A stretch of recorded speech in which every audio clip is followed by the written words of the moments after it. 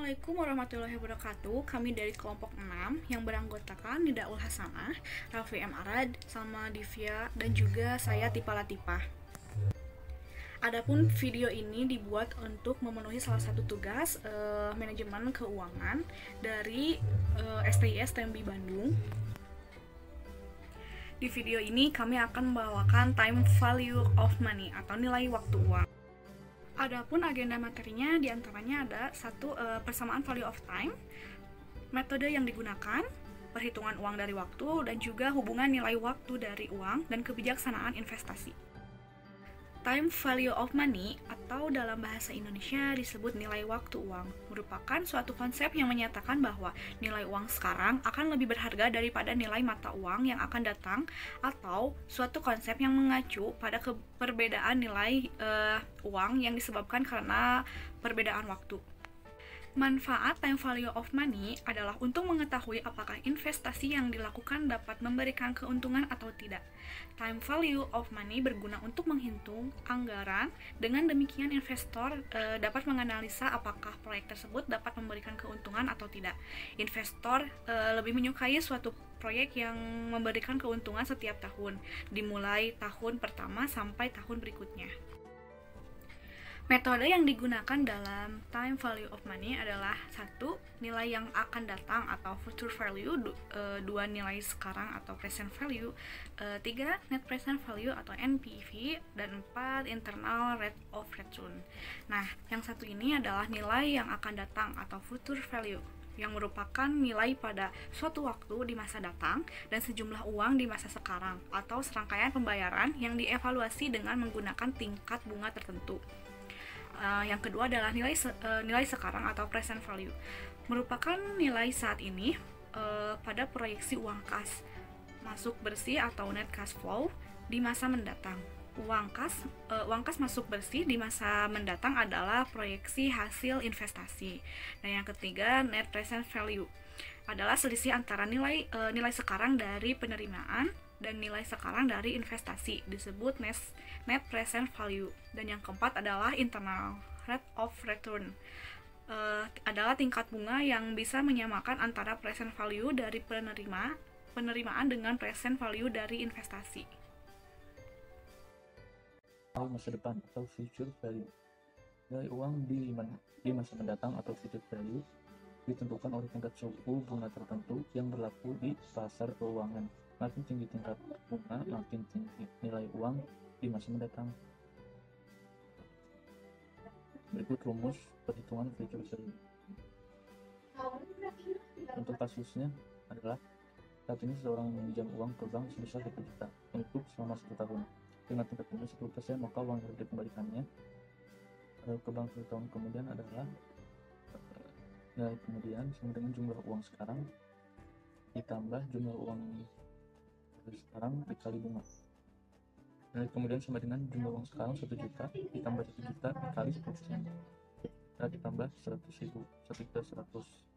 Artinya uang 1 juta saat ini sama nilainya sama dengan 1 juta 100 1 tahun kemudian. Yang kedua, nilai sekarang atau present value. Tingkat diskonto atau tingkat kapitalisasi, yaitu tingkat bunga yang digunakan untuk mengubah nilai masa depan menjadi nilai sekarang. Makin tinggi tingkat suku bunga, makin kecil nilai uang sekarang pada rencana penerimaan uang di masa depan.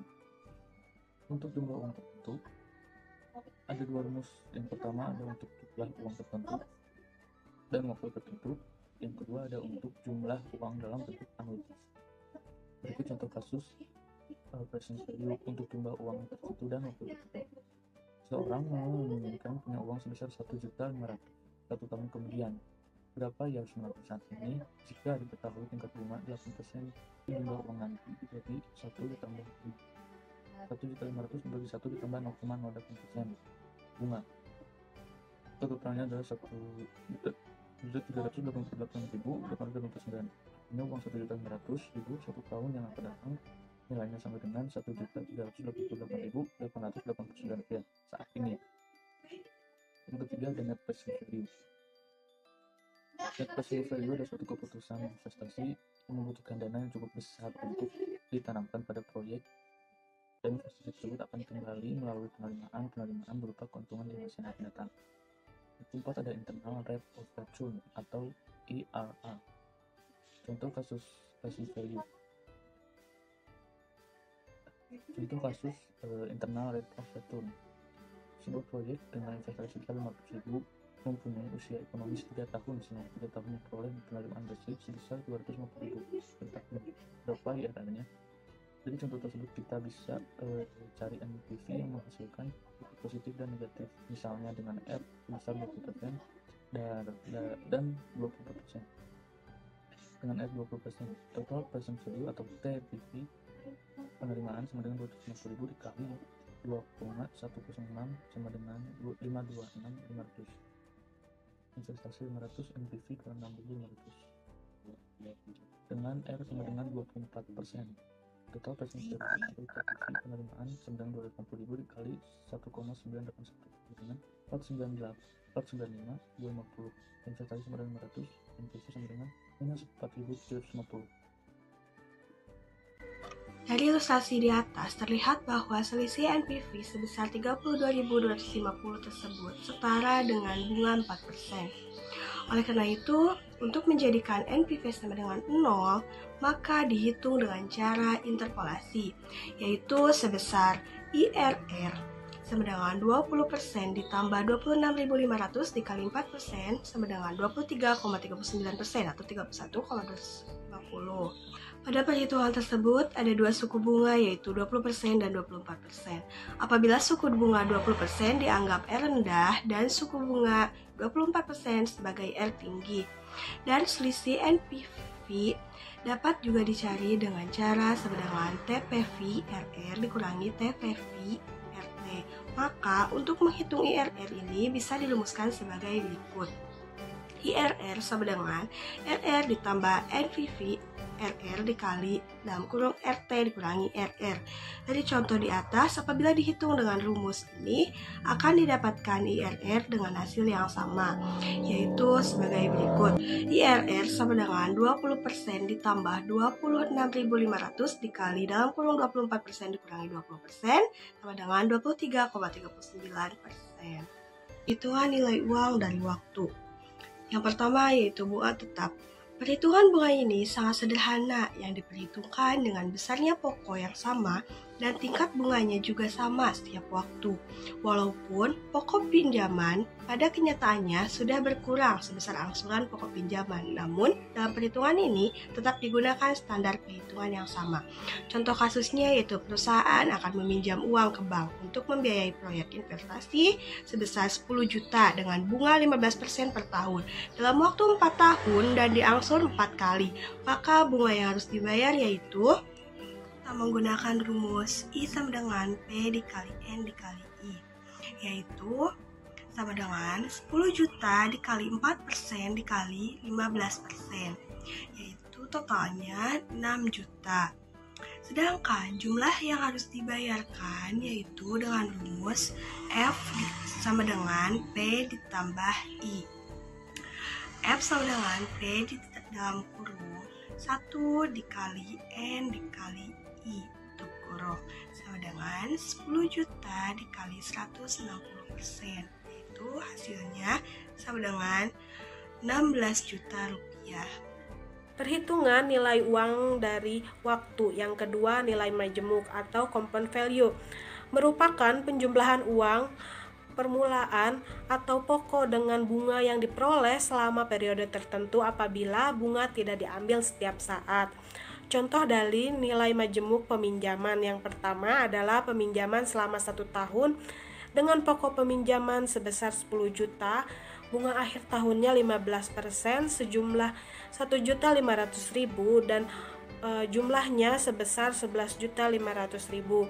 Selanjutnya, peminjaman selama 2 tahun dengan pokok peminjaman 11.500.000 dan bunga akhir tahunnya 15% sebesar 1.725.000 dengan jumlah 13.225.000. Selanjutnya, peminjaman selama 3 tahun, pokok peminjaman sebesar 13.225.000 dengan bunga akhir tahun sebesar 15% dengan jumlah Rp1.983.750 dengan jumlah Rp15.208.750. Selanjutnya, peminjaman selama 4 tahun dengan pokok pinjaman Rp15.208.750 dan bunga akhir tahun 15% sebesar Rp2.281.312 dengan total Rp17.490.062. Dan yang terakhir, peminjaman selama 5 tahun dengan pokok pinjaman Rp17.490.062 dengan bunga akhir tahun sebesar 15% dengan jumlah Rp2.623.509 dengan jumlahnya Rp20.112.571. Hubungan nilai waktu dari uang dan kebijaksanaan investasi. Kebijakan investasi akan terkait masa yang akan datang, tetapi dalam penilaian menguntungkan. Tidaknya akan dilaksanakan pada saat sekarang. Dengan demikian, terutama penerimaan bersih dari pelaksanaan investasi yang akan diterima pada waktu yang akan datang harus dinilai sekarang. Apakah penerima berangsur seri dengan menggunakan perhitungan-perhitungan di atas? Penerima waktu yang akan datang pada dasarnya adalah net cash flow dari pelaksanaan investasi yang akan terdiri dari biaya proyek atau investasi awal. Biaya ini meliputi biaya untuk memperoleh investasi tersebut dan biaya-biaya investasinya serta modal kerja untuk membiayai operasi awal dalam proyek investasi yang bersangkutan. Selanjutnya, cash flow dan cash outflow selama proyek berinvestasi berjalan, nilai residu dari proyek investasi yang bersangkutan. Yang terakhir, cash inflow dan cash outflow lain-lain di luar proses pelaksanaan dan proses investasi tersebut. Nah, sekian dari kelompok kami. Mohon maaf bila ada kesalahan. Wassalamualaikum warahmatullahi wabarakatuh.